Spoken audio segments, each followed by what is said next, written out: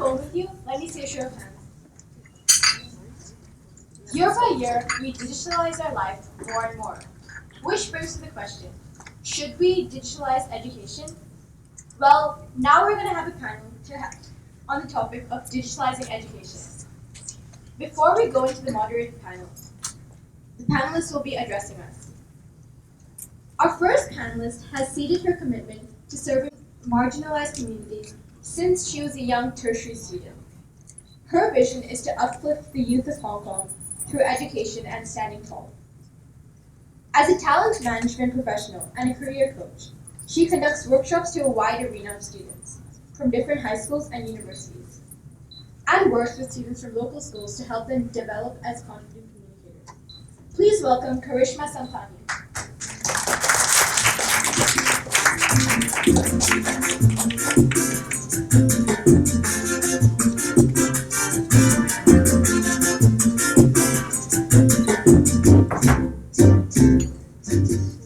Good morning, everyone, and thank you so much. It's fantastic seeing so many people here on a Saturday morning.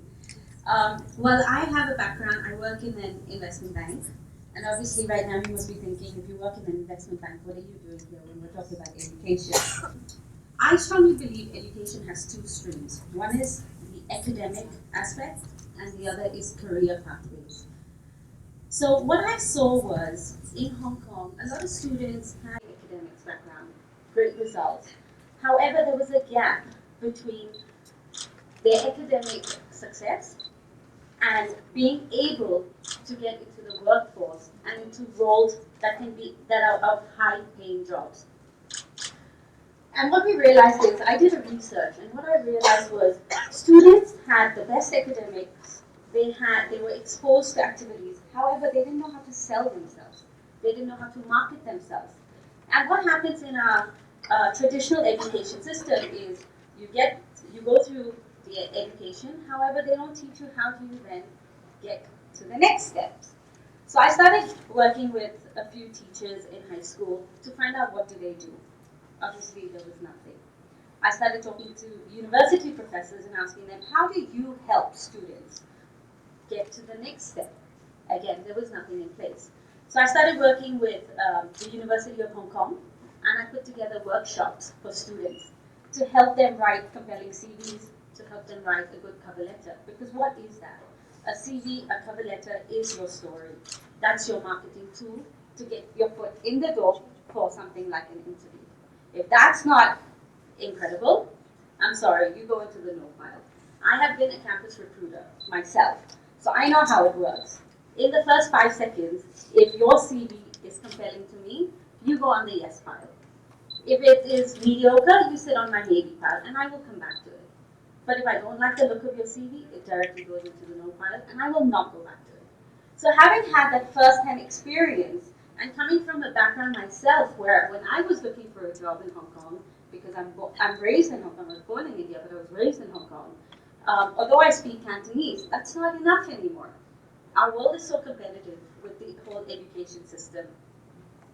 So I saw a lot of ethnic minorities facing the same issues. Now, there are a lot of ethnic minorities in Hong Kong who do speak Cantonese, who even speak Mandarin. However, again, they don't know how to sell themselves.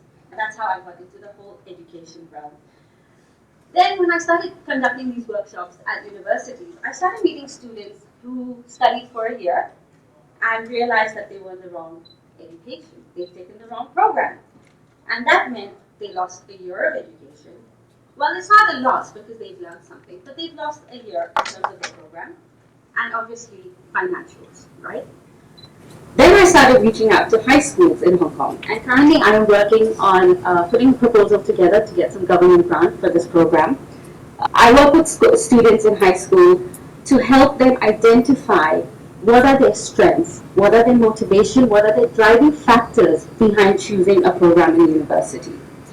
Again, that's because of lack of direction. Sometimes some of these students from ethnic minority backgrounds are the first generation going to university. So their parents are in no position to really help them and guide them through that process. And therefore, I decided that I'd work with them. And what started with a small initiative that I did with few students, my program today at the University of Hong Kong has become an accredited module.